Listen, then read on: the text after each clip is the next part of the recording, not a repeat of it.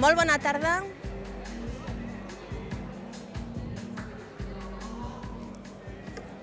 Molt bona tarda, benvinguts i benvingudes a aquesta nova temporada. Avui comencem d'una manera diferent perquè avui comencem una nova temporada i volem que tinguin tota l'atenció possible en el següent vídeo, que és el resum d'aquesta edició.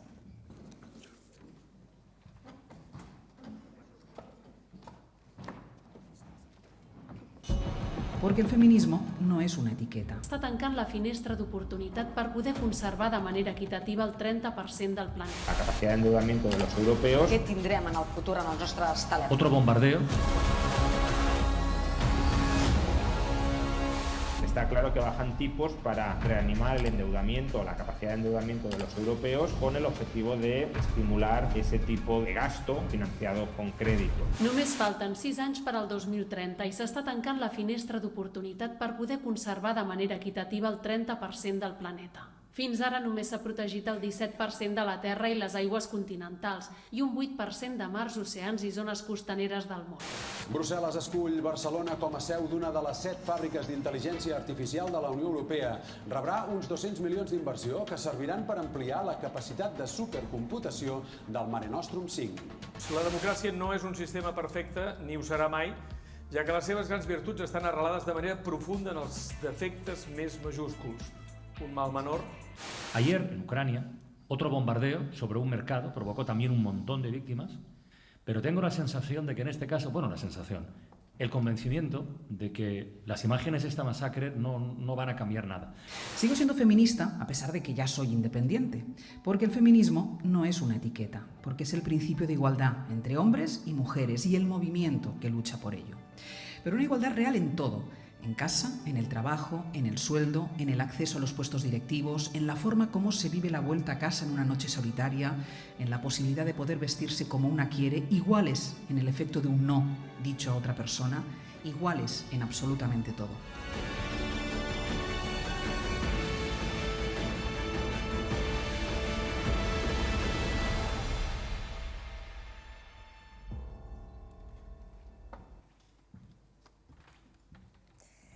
Bé, doncs la nostra plataforma avui comença la seva 15a edició. A les nostres esquenes ja portem més de 80 actes i un centenar de convidats. Però aquí seguim amb la mateixa il·lusió del primer dia, gràcies especialment al suport que rebem cada dia de part de tots vostès. Bé, doncs la Unió Europea és el tema que centrarà tot el nostre 2025 i que anirem desgranant des de diferents punts de vista, però sempre sense perdre la nostra perspectiva, que és Europa. D'aquesta manera, des d'avui i fins al mes de novembre, organitzarem 6 trobades, totes en aquest espai i també en aquesta mateixa hora, i seran cites que ens serviran per debatre diferents aspectes. Aspectes com, per exemple, la situació econòmica, l'agenda del 2030, la digitalització, la política d'Europa, els reptes europeus relacionats amb la igualtat i, evidentment, també, malauradament, ens toca parlar dels conflictes bèl·lics que encara avui dia són protagonistes a Europa. Seran, com deia, 6 trobades amb 10 ponents, que seran els següents.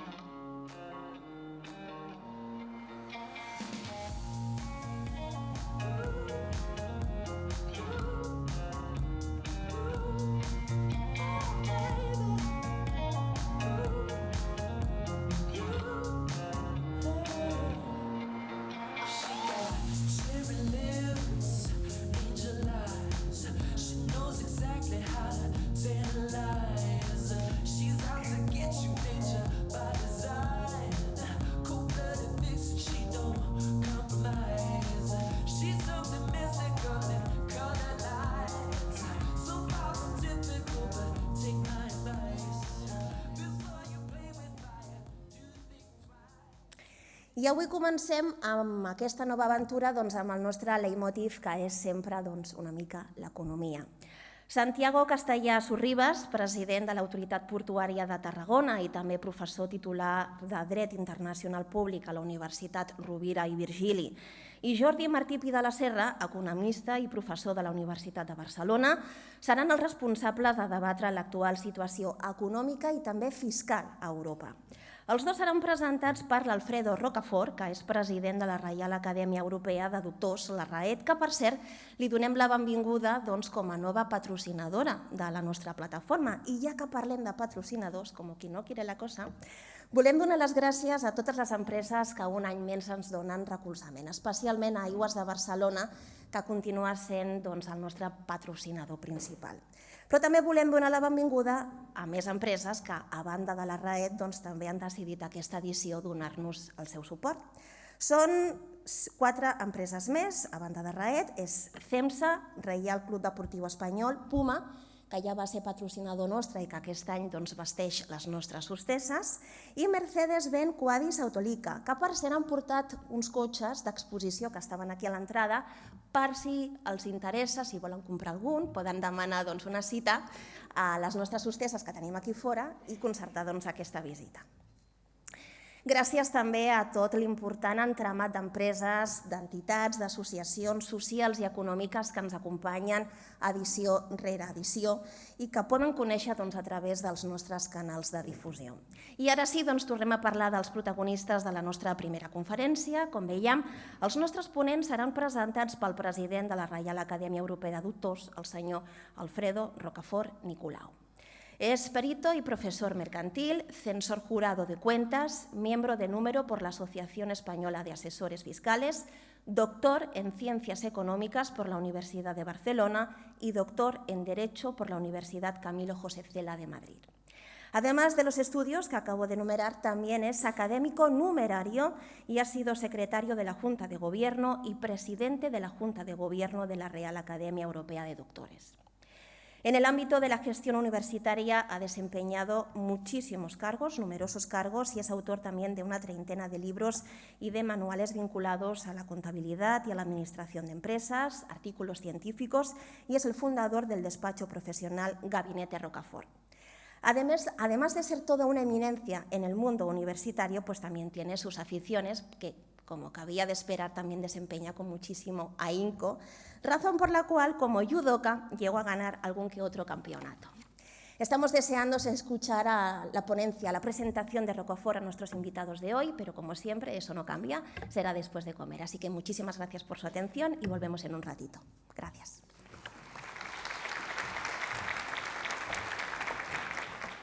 Bona tarda. 5 minuts de la vostra atenció. Bien, me ha tocado a mí presentar a las dos personas que van a debatir hoy en este foro excepcional.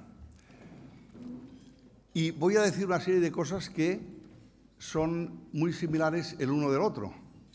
Y me dejaré para el final aquella característica que también los une, pero quiero dejármelo porque no es un problema de titulación. Ambos son miembros numerarios de la Real Academia Europea de Doctores, una Real Academia que se fundó en el año 1914 y que hay 100 y pico de académicos, de los cuales 18 son premios Nobel actualmente vivos. Entonces, estamos consiguiendo hacer unas reuniones y unos debates muy interesantes, porque vienen con asiduidad a nuestros actos. Ambos pertenecen a la Junta de Gobierno de la Real Academia Europea de Doctores y de la Fundación por la Real Academia Europea de Doctores. Esto significa que estamos mucho tiempo juntos, Entonces les estoy dando la tabarra porque yo como presidente les digo, oye, hay que hacer cosas y me tenéis que ayudar. Ambos son también profesores de la universidad. Uno, Santiago Castellà, de Derecho Internacional Público, si no me equivoqué, y Jordi Martí, de Economía Financiera. Además, han publicado infinidad de libros y artículos científicos indexados, que no voy a enumerarlos, pero que pasan de 50, cada uno de ellos. Santi Castellà es licenciado en Derecho, licenciado en Económicas y doctor en Derecho. Jordi Martí es licenciado en Ciencias Económicas y doctor en Ciencias Económicas.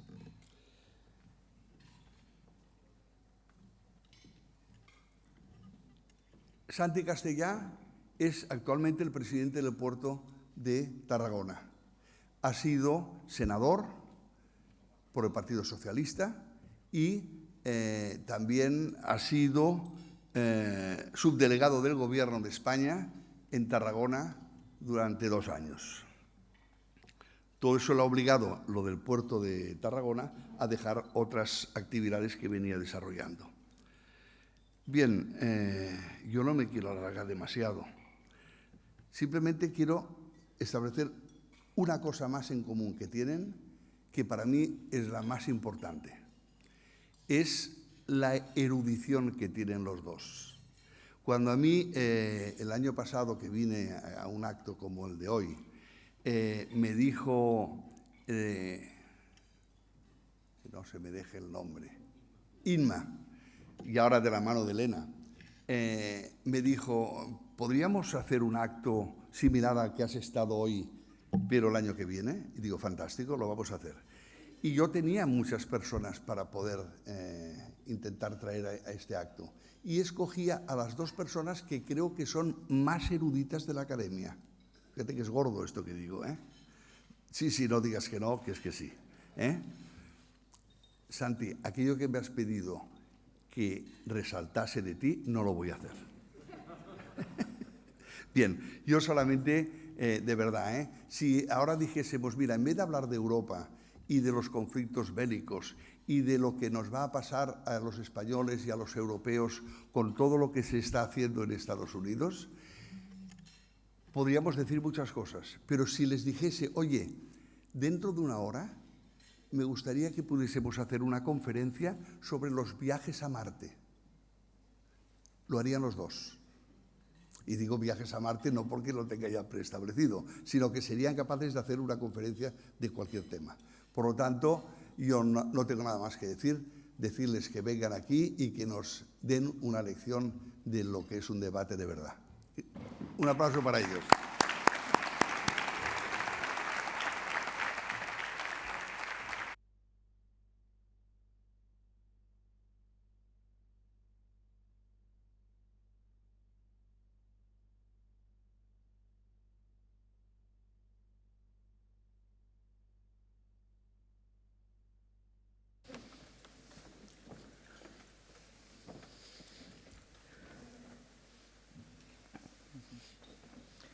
Pues empezamos en frío, a puerta fría. Impresiona, això. Sí. Y después de una presentación tan inmerecida y amable. De hecho, sobre Marte seguramente podríamos hablar alguna cosa, porque en muchas ocasiones nos sentimos que somos de otro planeta. Yo de joven hacíamos un programa de relaciones internacionales con la Universidad de Barcelona que lo llamábamos Vacaciones en la Tierra, cogiendo la letra de una canción de Sergio Makarov, un cantante argentino que decía «Vengo de muy lejos a comerte el corazón», ¿no? Y seguramente el día de San Valentín, pues de esto se trata, ¿no? El contexto en el que estamos nos lo ha puesto bastante Donald Trump ayer, ¿no? Ayer y anteayer. Sí, hace unos días que nos lo va marcando, pero lo que parecía inminente, lo que siempre decíamos que iba a pasar, ahora es una realidad. Hay un poema del poeta barcelonés Jaime Gil de Biedma que dice algo así como que la vida va en serio, uno empieza a saberlo años más tarde, ¿no? Pues yo creo que es aplicable a Europa, ¿no? Que la vida va en serio, Europa empieza a saberlo años más tarde y hemos perdido mucho tiempo, muchas oportunidades, y llegamos a un contexto de guerra comercial, de guerra que detrás se esconde una guerra de valores y de modelo de mundo y de concepto del ser humano, y nos pilla desprevenidos y con los deberes por hacer. Hace escasamente menos de un año que Draghi nos decía, oye, es que y sé que tú eres crítico y por eso saco el tema, nos decía, está todo esto por hacer y vamos mal en este sentido. Yo creo que todos lo intuíamos, una sociedad profundamente postabundante, donde la cultura del esfuerzo se ha perdido, que hay muchos pequeños y medianos empresarios, donde la incidencia del absentismo, el exceso de un burocratismo absurdo, la reiteración de procesos, la falta de agilidad en la toma de decisiones, vienen marcando un viejo continente que se ha convertido un poco hipócrita y que levantamos la bandera de nuestros valores y que creo que es absolutamente necesaria y vital y que le da sentido a todo, pero especialmente cuando nos conviene y donde nos va bien, ¿no? Y que ahora nos vemos pues en un mundo, y acabo ya con esta primera presentación, con un mundo descarnado, donde el conflicto será una de las normas que marcarán las nuevas hegemonías mundiales, y Europa, que siempre había entendido la globalización como un proyecto universalista, poder aportar los valores nacidos en este contexto del Mediterráneo, la idea de la civilización judeocristiana y el ser humano que habla directamente con los trascendentes o con los dioses, la idea de la filosofía de pasar del caos al orden, del mito al logos, de la filosofía griega, o el derecho romano capaz de ordenar una sociedad, todos estos valores que a fuego lento, con muchas tragedias, con mucha barbarie, se habían cocinado para construir la Europa del humanismo ilustrado, de repente esta Europa desconcertada ve como la globalización no quiere un discurso universalista, sino un discurso fragmentado, donde comunidades cerradas, autorreferenciadas, donde permitamos que algunos sean muy autoritarios, que otros discriminen a las mujeres, que otros vayan de nuevos bolivarianos, que haya un indigenismo que hable de no sé qué, y que al final el único objetivo sea la ganancia a corto de unos pocos. L'erudit és ell, eh? Gràcies a tots per estar aquí. Jo sóc de Cornellà i, per tant, em sento molt orgullós de poder compartir el que és fruit de molts i molts anys de treball de la gent de Cornellà, que és ser molt acollidora i rebre tots els que són de fora sempre amb els braços oberts. Gràcies als de la penya de Cornellà. No, aquí hem d'agrair l'esforç és a l'Helena, a tota la gent de la Olga, de Cornellà Creació, el Sergio, el regidor i l'alcalde que avui no ens acompanya, però que sap perfectament que estarem defensant els valors que té Cornellà aquí i on toqui. A partir de lo que ahora estabas diciendo, Europa es más que la Unión Europea. Esto es lo primero que hemos de saber explicar a todo el mundo. Entre Alemania y Polonia hay un espacio que conocemos como Kaliningrado, y eso es Rusia. Dentro de las fronteras de la Unión Europea está Rusia. Hay que empezar a explicar que no toda Europa es la Unión Europea y que hay que entender a los europeos que no están dentro de la Unión y hemos de, los que estamos dentro de la Unión, ser lo más hospitalarios posible con los que no están dentro de la Unión. No está dentro de la Unión Suiza, ¿vale? Pero no está dentro de la Unión un país muy curioso que se llama Noruega. Noruega no está dentro de la Unión, forma parte de la península escandinava, tiene unos vecinos que son Suecia y Finlandia. Todos son distintos y todos tienen sus características. Pero y siempre hablo de Noruega a mis estudiantes para poner en relieve algo que con las entrevistas que hemos tenido en el periódico hemos detallado.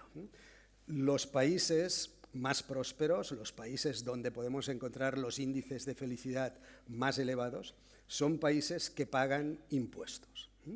Y una de las herramientas que tenemos para obtener esta cohesión social, para obtener este tipo de estado del bienestar que llevamos desarrollando pues, más de 60 años, es gracias a que hemos cooperado entre nosotros. Hemos cooperado de una forma más voluntaria o menos voluntaria. Pagar impuestos no le gusta a nadie, ¿eh? Pagar no le gusta a nadie, ¿no? Y cuando alguien busca financiación, la financiación más barata es no pagar, ¿eh? Y de esto, los que estáis aquí, sabéis mucho, ¿eh? Que hay que saber dar bien los créditos, ¿eh? ¿Qué significa esto?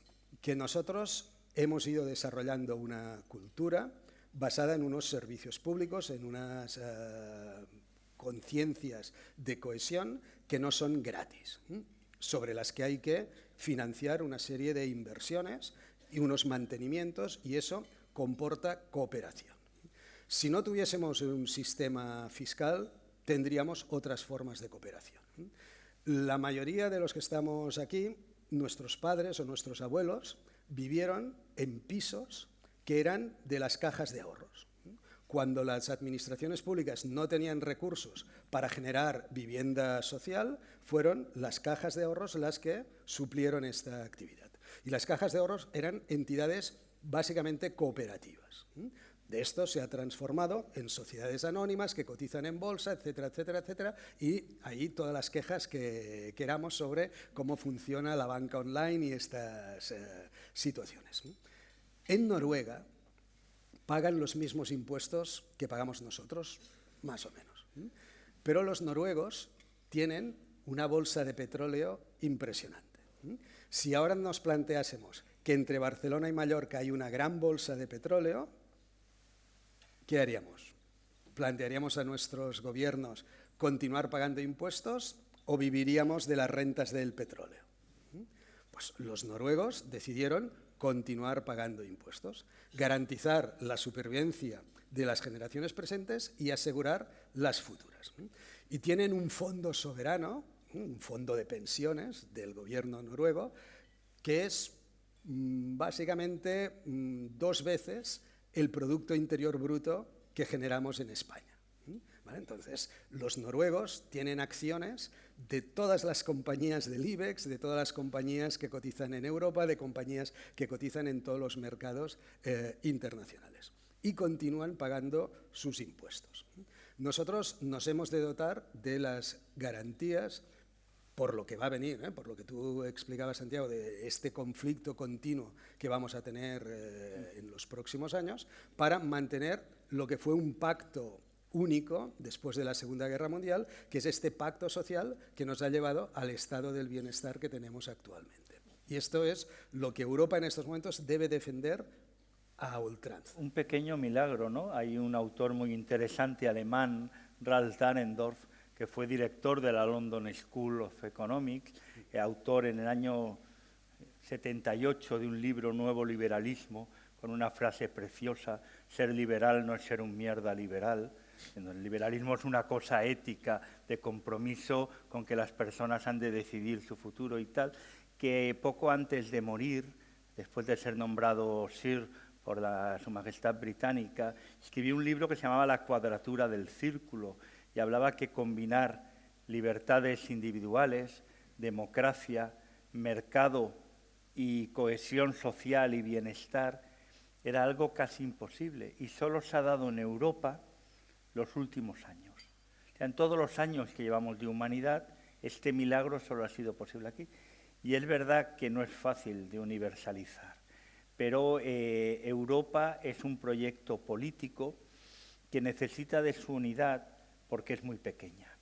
Europa entera, la Unión Europea, cabe dentro de China, de Rusia, de Estados Unidos, de Brasil, de Australia, de gran parte de los países africanos, seguramente de Argentina. Europa es muy pequeña. Yo ayer explicaba con el alcalde la anécdota: cuando viene el primer ministro de China por primera vez a Europa, la presidencia europea la tenía Luxemburgo.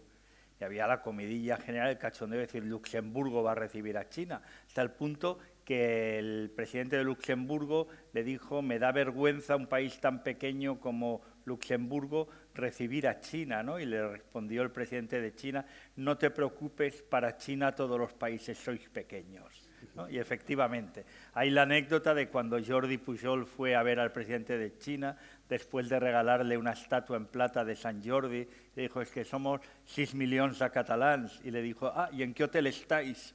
¿No? Y, efectivamente,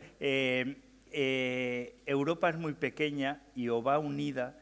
Es el único sitio que ha descubierto, y no lo ha descubierto por casualidad, un conjunto de valores que se basan en la idea de dignidad humana, de que la persona es un proyecto en sí mismo. Y esto ha estado siempre en riesgo por diferentes formas de dominación, pero especialmente por un capitalismo salvaje que pretende convertir las personas en un objeto de mercado. Pero ahora además la inteligencia artificial puede acabar ofreciéndonos aquello que deseemos inmediatamente, no garantizando demasiado nuestra libertad de elección, ¿no? Por lo tanto, estamos en una encrucijada difícil para que esta idea de la dignidad de la persona perviva. Y Europa tiene que decidir: podemos ser los últimos humanistas ilustrados que nos añoremos de la pérdida de las tertulias, de las relaciones más de proximidad, de la capacidad de elección, de la cultura del esfuerzo, o podemos ser los primeros que traslademos estos valores a una sociedad digital donde todas las reglas han cambiado. Y en esta encrucijada llegamos tarde. Y igual que llegamos tarde en esta encrucijada de valores a la digitalización, llegamos tarde en aplicar la inteligencia artificial, el Big Data, el Internet of Things, llegamos tarde en la transición ecológica, en la utilización de nuevos combustibles, en la descarbonización, y nos adelantan por la derecha todos los países del mundo. Sí, durante los últimos 20 años, nuestras comisiones en Europa, los comisarios en Europa, no se han situado relativamente en las posiciones que tocaba para liderar lo que era el proyecto europeo. Nosotros tenemos unas universidades con una larguísima tradición, tenemos una sociedad muy bien formada, una sociedad muy bien informada, y de esto hemos de sacar provecho. Y este provecho es obtener valor añadido. El informe Draghi intenta poner de relieve lo que todos sabemos. Hemos dejado que los Estados Unidos avanzasen en investigación básica. Esto de la investigación básica en Europa es prácticamente inexistente. Investigación básica significa que ha de haber una serie de científicos que hagan sus avances sin tener en cuenta para qué van a servir. Diréis: hombre, todo ha de tener una aplicación práctica, si no, no vale la pena invertir. No, hay momentos en los que es mejor que las mentes de una serie de personas trabajen con total libertad, sin buscar la utilidad de lo que van a hacer. La utilidad ya la encontraremos después, pero lo importante es empezar a hacer cosas y que el cerebro vaya siendo lo más original posible. La próxima sesión que va a haber aquí en el auditorio vendrá el señor López de Mantaras, que es la máxima eminencia en el mundo sobre inteligencia artificial. Es la persona que acuñó la frase de: no es problema la inteligencia artificial, lo que es problema es la estupidez natural. ¿Vale? Entonces, ante esa estupidez natural es ante lo que hemos de protegernos. Y nosotros tenemos una sociedad formada, informada y cohesionada que puede protegerse ante esta estupidez natural. La investigación básica es la de López de Mantaras, que han estado años haciendo cosas que nadie sabía si iban a generar textos como los que ahora tenemos, traducciones como las que ahora tenemos, o cosas más avanzadas en el futuro. No, estamos en una oportunidad única. Hemos de emanciparnos como país, como entidad supranacional, y que Europa empiece a liderar su propio camino. Hasta ahora nos iban marcando el camino, nos decían qué podíamos investigar, qué no podíamos investigar, qué podíamos desarrollar, que no, y ahora vamos a tener unos niveles de libertad en la decisión superiores. Si ahora nos dicen que hemos de invertir en armas, bueno, pues por razonamientos podríamos considerarlo, pero resulta que para tener nuestras propias armas necesitamos un tipo de investigación que no hemos desarrollado nunca. Por tanto, si ahora nos dicen hemos de invertir en armas, quiere decir invertir en armas que han fabricado otros. Y vamos a llenar el Producto Interior Bruto de otros. Bueno, pues, oiga, vamos a tener que empezar nosotros a pensar como gente emancipada y buscar cuáles son nuestros objetivos. Los objetivos de Europa están muy claros en nuestros pilares sociales. Nosotros no podemos ceder en nada de lo que son los derechos humanos. Somos el gran referente mundial en defensa de los derechos humanos. Una Carta de los Derechos Humanos del año 1948, después de una terrible Segunda Guerra Mundial. Y esto ha de protegerse. La economía, todo el informe Draghi, solo sirve si nos protege estos derechos humanos. La economía no tiene razón de ser por sí misma. Es una herramienta que hemos de utilizar los humanos para vivir mejor. Y no podemos vivir mejor sin aplicar correctamente los derechos humanos. Cualquiera que presente alternativas a esto ya las puede razonar, que tendremos miles de argumentos para tumbar. Sin aplicar mejor los derechos humanos, sin ser más, y sé que la palabra no te gusta y por eso provoco, sin ser más competitivos, o sea, sin que cada euro que tengamos produzca más y sin tener una defensa clara, unas potencialidades de defensa muy fuertes. Es relativamente cómodo que nos protejan otros. Pero además, yo creo que es la paradoja de Europa. Gastamos más en defensa que muchos estados que tienen capacidades defensivas mucho más grandes que nosotros. Pero las gastamos por separado. Ha ido cada uno por libre. Vivimos de un cierto infantilismo de que a nosotros no nos gusta el ejército, esto es de gente mala que pega tiros, no sé qué, etcétera y tal, y no hemos desarrollado una relación de la investigación con el ejército, que es lo que ha dado grandes frutos en otros lados. La aparición de Internet, de los satélites, de Google, ha sido la tecnología militar con la tecnología civil, y todo eso no lo hemos sabido hacer durante mucho tiempo. No nos han dejado hacerlo. Bueno. Esta ya es una reflexión que abro. No hemos sabido o nos han dicho que por ese camino no avanzásemos. Y estoy convencido de que podemos ponernos las pilas y que ponernos las pilas tiene responsabilidades a muchos niveles. Los objetivos de desarrollo sostenible, la Agenda 2030 que se aprueba en 2015, creo que fue por casualidad, no he logrado descubrirlo, pero al año siguiente hay la conferencia Hábitat 3 en Quito, y se traslada la ciudad que era la fuente de todos los problemas, de la desigualdad, de los residuos, del consumo de energía, de la pobreza, pasa a ser la solución para aplicar la Agenda 2030. A nivel local nos hemos de poner las filas. El desarrollo urbano, el desarrollo productivo local es importantísimo, a niveles regionales y de territorio, porque eso es lo que construirá a nivel europeo. Pero yo estoy convencido, estamos a tiempo a ponernos las pilas, no estamos con la actitud de ponernos las pilas. Nos parece muy divertido estar en las tertulias criticando a Trump sin acabar de entender lo que ha pasado.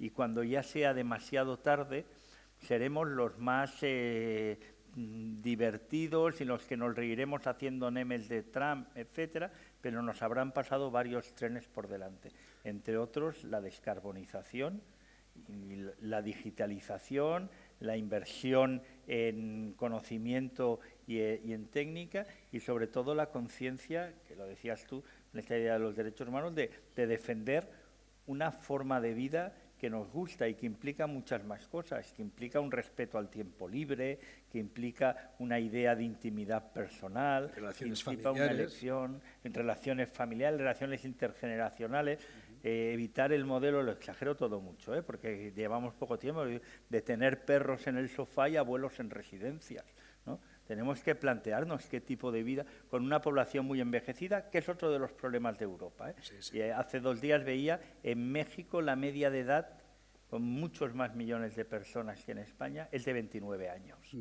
Claro, tenemos un problema de fondo con una Europa envejecida en todas sus lógicas, y al mismo tiempo se propicia un diálogo anti-inmigración, contra la llegada de nuevas personas, contra compartir espacios y las políticas que se han hecho para compartir espacios públicos no han sido acertadas, han sido de segregación y de generación de problemas que no hemos sabido abordar con claridad.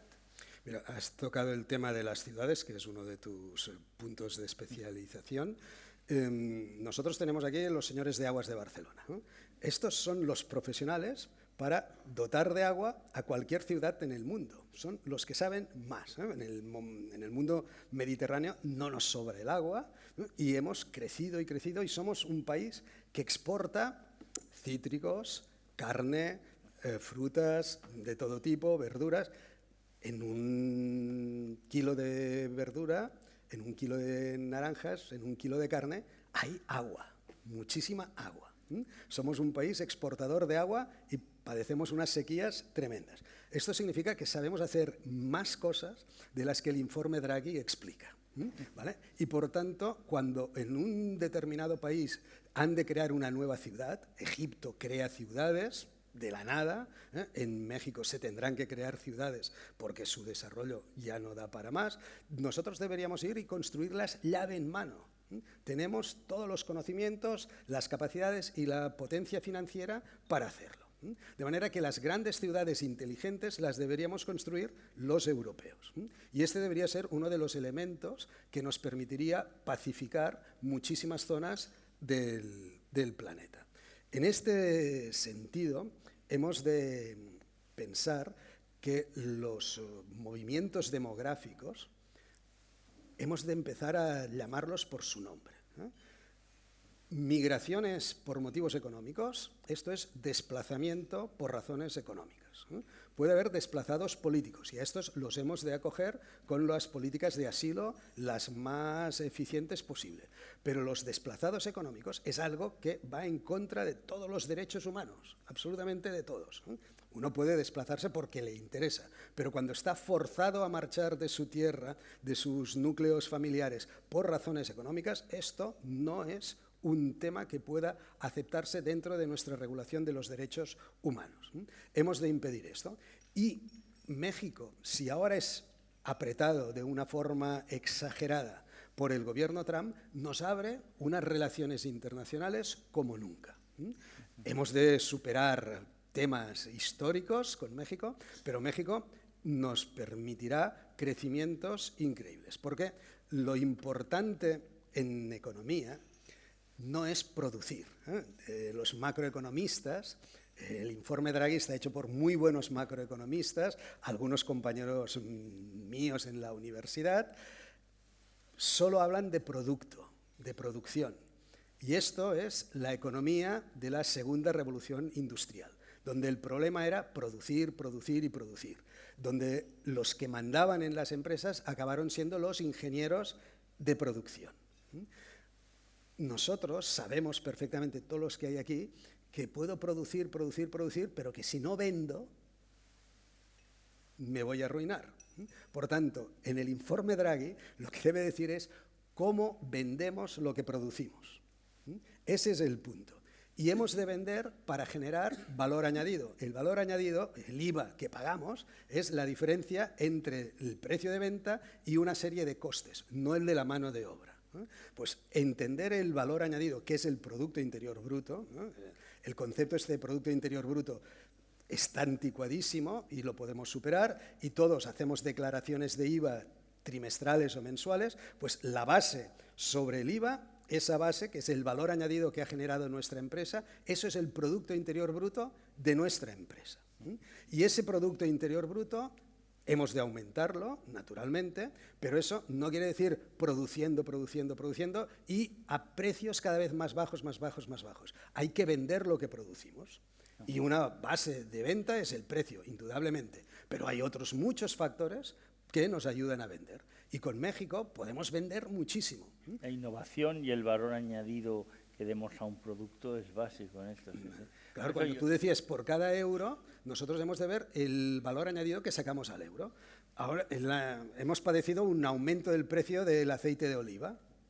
Bueno, el aceite de oliva nos lo comemos, pero si lo vendiésemos como producto farmacéutico, el valor añadido aumentaría muchísimo más, porque pagamos más por un medicamento que por un alimento. Saber vender el aceite de oliva es nuestro reto. Eso es lo que nos dará mayor valor añadido por cada euro invertido. Y en el aceite de oliva hay que regar. Si no regamos, las aceitunas no generan aceite. Por tanto, cuando exportamos aceite de oliva, exportamos agua también. Y esto, los señores de Aguas de Barcelona son los que lo saben. Yo ya para concluir, necesitamos más Europa, necesitamos también mejor Europa, más unida, rearmarnos, y esta es una responsabilidad individual éticamente cada día. Necesitamos hacer mejor el trabajo, ser más exigentes con nosotros. La mentalidad del que no va a trabajar, del que no cumple con su trabajo, la hemos incorporado a cada uno. Por lo tanto, esta exigencia ética de querer ser mejores y querer ser mejores ciudadanos es lo que nos puede llevar a un mundo mejor. Van a venir curvas muy peligrosas. Si nos cogen divididos y con una actitud que yo llamo del anarquista de derechas, yo me salvo como puedo, miro de pagar menos impuestos, miro de escaquearme por donde puedo, vamos a fagocitarnos, vamos a convertirnos en una sociedad donde nos comeremos a nosotros mismos. En mi artículo que cada año publicamos con la Real Academia, un volumen, retos vitales, retos globales, sobre los grandes cambios que se producen en el mundo, hablando sobre los valores de Europa, yo los subtitulo este año Una Europa vegetariana en la gran barbacoa mundial, ¿no? Y efectivamente nos ha invitado Putin y Trump a una gran barbacoa y le tenemos que explicar que nos da la gana ser vegetarianos y que eso es tan respetable como otras opciones, pero que además los que se comen la carne humana no son respetables y no los vamos a aceptar, ¿no? Y en esta estamos. Sí, yo creo que has tratado un tema que hay que hablar claramente y es esta oferta desde partidos de extrema derecha, que unos son supremacistas, otros son anti no sé qué, anti no sé cuántos, y después hay los que hemos vivido más en nuestro entorno geográfico, que son los estatalistas, ¿no? Gente que defiende un Estado muy potente, muy potente, muy potente, que lo dirija absolutamente todo. Y después tenemos otros, que son los de Milei en Argentina, que son los libertarios, ¿no? Vamos a ser igual que los estatalistas, pero sin Estado.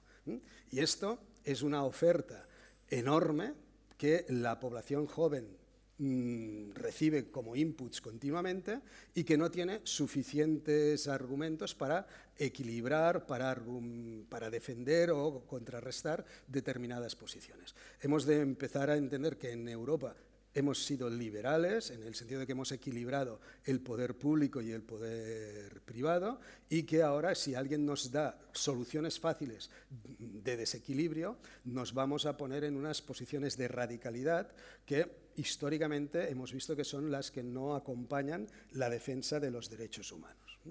Y que forma parte de un programa organizado. Hace años ya algún pensador del entorno de Putin, Alexander Dugin, fundador del Partido Nacional Bolchevique ruso y luego miembro del Frente Nacional francés y articulador de la buena relación de Marie Le Pen con Putin, teorizó su idea de la cuarta política y de Eurasia, muchas de las cosas que están pasando, pero sobre todo la formación de una gran internacional teóricamente ultraconservadora, basada principalmente en bulos y en mentiras, utilizando las formas modernas de comunicación, donde con una población muy decepcionada de las respuestas que le puede dar la política, piensa que es mejor votar por elementos emocionales, sentimentales, incluso de rabia y de desprecio. Y esta internacional al final lo que provocará será que los valores que teóricamente defendían de una manera esencialista y cerrada, se pierdan absolutamente.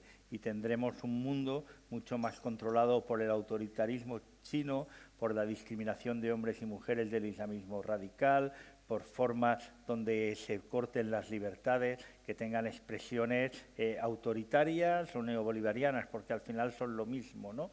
Y por lo tanto que las democracias se desientan, que sufran un gran desprestigio, y todo esto lo vivimos en la Europa de entreguerras y sabemos lo que produce, simplemente que ahora se ve multiplicado con la emergencia de nuevas tecnologías colaborativas, disruptivas, que dan armas mucho más fuertes a quienes piensan que pueden apropiarse del beneficio de todos y que les importa muy poco destrozarlo todo a corto porque ellos salen ganando.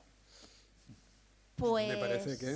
nos quedamos aquí en el debate. Un aplauso para ellos. Gracias.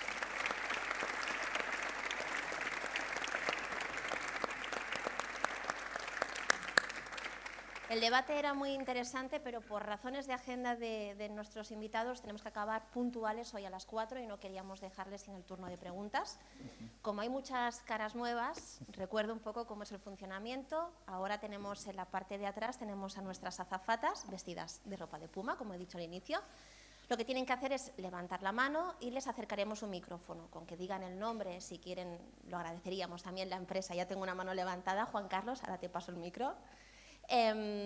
Si quieren decir también la empresa de la que vienen, pues para ellos también es un poco más referencia. Tenemos la primera pregunta en la mesa de periodistas, Juan Carlos Valero, de ABC. Hola, buenos días. Gracias por el dibujo que nos han perfilado tan sombrío, porque es la realidad, ¿no? No, hombre, tan sombrío no, hombre. Bueno, sí, ¿no?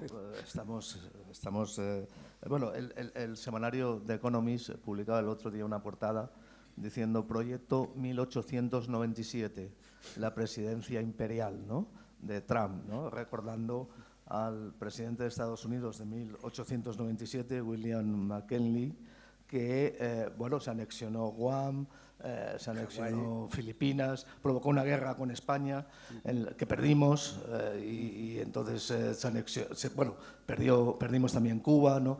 O sea, bueno, un poco los aranceles que empezó a aplicar también a este presidente, en definitiva, como que está copiando Trump un poco el proyecto 1897 y además nos mete a España en los BRICS y bueno, recordando el proyecto de William McKinley, bueno, perdimos una guerra con ellos, ¿no? Quizás tenemos también bastante preocupación si reproduce este tipo de... Perdimos una guerra, pero no nos anexionaron. No sé de qué hemos ganado o perdido ahí, ¿eh? Bueno, dejamos de ser imperiales, eso también fue una cosa. Me refiero a que, ¿no? Si no recuerdo mal, Franco dijo que si un ministro le propuso hagamos una guerra con Estados Unidos y nos anexionarán y se habrán solucionado todos los problemas de España y seremos el Estado 51 de Estados Unidos. Y que Franco dijo, bueno, ¿y si la ganamos qué? De hecho, el Cantón de Cartagena ya intentó ser un Estado libre dentro de Estados Unidos en su momento, pero no salió exitoso. Sí, y Cataluña, un Estado libre asociado a la Unión Europea también había, sí, recuerdo recientemente. No, la pregunta es un poco el papel de España con el nuevo imperialismo que se está dibujando. Ahora los dos emperadores están pactando la guerra, ya se pueden anexionar, ¿no? En el 14 Crimea. Juan Carlos, la pregunta que... La relación de España, ya está, la relación de España con el nuevo imperialismo, perdón. El papel de España, creo, y me corrigen, nadie lo entendería si no es conjuntamente con Europa. Y tenemos una Europa mucho más difícil. La emergencia de la extrema derecha tan fuerte en el Parlamento y cómo se ha desdibujado la democracia cristiana, minimizado el grupo liberal reformista, que cada legislatura tiene un modelo diferente, y el menor papel del grupo socialista, hace que sea una Europa donde tomar decisiones es más difícil, el procedimiento de toma de decisiones con la codecisión es complicadísimo y por lo tanto vamos a ralentizarlo todo mucho más. Pero es verdad que o vamos de la mano junta de Europa o quedamos muy desdibujados. Aquí España yo creo que tiene que aprender, jugando con Europa, todos sus instrumentos de política exterior.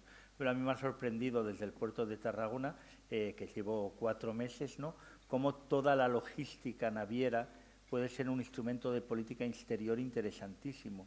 Y cuando hay un excedente de producción, facilitar la exportación, cómo facilitar importaciones, y ves cómo otros puertos, en Italia, en Francia con un sistema caótico de puertos, en Alemania lo utilizan muchísimo, y aquí muchos instrumentos que tenemos para una política económica exterior mucho más potente no los utilizamos, ¿no? España ha marcado mucho la política de Next Generation, ha marcado mucho la política de transición energética en Europa, siendo uno de los pocos países socialistas en la Unión Europea. Sin embargo, el prestigio de algunos dirigentes políticos está haciendo que España lidere mucho la Unión Europea. Esto nos da una responsabilidad extra, pero saber que solo podemos jugar en esta liga y que aumento de aranceles del acero, del hierro, algunos temas en la política cerealística nos pueden perjudicar muchísimo, y no sé si tenemos resiliencia suficiente, porque hemos apostado mucho por transformarnos con los Next Generation y ya no va a haber mucho más dinero más para que hagamos maravillas. Y yo creo que podemos confiar en el Estado, pero aquí somos básicamente empresarios, y los empresarios hemos de liderar el futuro que va a tener Europa, ¿no? Y España ha de tener un papel relevante. Son los empresarios españoles los que han de guiar las relaciones que hemos de tener con África. No puede ser que 15 kilómetros de mar en Gibraltar nos separen como si fuésemos dos mundos aparte. Las relaciones con Argelia se han deteriorado, las relaciones con Marruecos no son las que deberían ser, y las relaciones que tenemos con América han de mejorar. Y nosotros estamos en medio de una situación muy ventajosa y hemos de aprovecharla y saber vender en todos estos países. No solo comprar sus productos baratos, sino vender nuestros productos en todas estas zonas. Este es un reto que nos hemos de marcar. Bueno, yo lo decía al inicio de esta presentación, que uno de los objetivos del Cornellà Creació es crear debate y diálogo. Lo generamos incluso en el turno de preguntas, pero vamos a intentar acortar un poco las preguntas porque hoy vamos un poquito... Las respuestas, sobre todo. Las preguntas y las respuestas, porque vamos un poco cogidos de tiempo, ¿de acuerdo? A ver si hay alguien más que se anima a hacer una pregunta. También aquí, en el lado izquierdo, ¿lo ven? Preguntas desde la izquierda. Sabemos, depende del punto de vista. Desde la BC hasta la izquierda. Gracias por la exposición y los matices, sobre todo. Ante el vendaval que se anuncia y se ve y las pinzas que se van a crear, no sé si vosotros podéis orientar o saber o imaginar qué posición puede adoptar el Reino Unido por su dualidad anglosajona europeísta, y si ya tenéis estudios o se prevé por dónde puede ir. Sí, anteayer se lo pregunté a un tarotista y no me dio uno. Nadie sabe lo que va a pasar en el Reino Unido, ¿no? Tenemos un problema enorme, ¿no?, con este socio de la Unión Europea que se fue, y se fue mal, por un tema que hemos de explicar claramente, una campaña electoral contaminada por unos señores que se llaman Facebook, Instagram y WhatsApp. ¿Vale? Reconocido el delito por el señor Zuckerberg en el Congreso de los Estados Unidos, pero el Brexit se produjo en estas circunstancias. Esa manipulación que hemos vivido los europeos y a la que hemos asistido impávidos, creo que es hora ya de que se pueda revertir, y los irlandeses nos lo agradecerán muchísimo. La pérdida del Reino Unido en la Unión Europea es un drama, porque era un socio molesto que jugaba muchas veces con las cartas trucadas, pero era un socio imprescindible para el diálogo euroamericano. La OTAN ha quedado francamente debilitada y la desconfianza de Trump hacia el multilateralismo acentuará más su debilitamiento. Hubo una experiencia interesantísima que no supimos aprovechar, que fue lo que se llamó la tercera vía, los papeles Anthony Giddens y el equipo de la London School of Economics hablando de las posibilidades de una socialdemocracia de amplias raíces liberales, con unos trabajos interesantísimos sobre elementos de cohesión social y de cómo podíamos incorporar a todo el mundo a la vida económica y a la cohesión social, y Tony Blair lo malbarató jugando mal en la guerra del Golfo, y a partir de allí quedó denostada y demonizada todo este conjunto de pensamiento. Necesitamos nuevas alianzas con el Reino Unido y es una de las cosas que la Unión Europea actual no está sabiendo hacer. ¿Más preguntas? ¿Alguien más? ¿Nadie más? Aquí tenemos. Hola, buenas tardes. Jaume Masclans, de PIMEC. Me gustaría preguntar sobre la reducción de jornada. La pregunta es muy corta. Muchas gracias. Pero la respuesta entiendo que es muy larga. A ver, la reducción de jornada es evidente que la necesitamos, ¿no?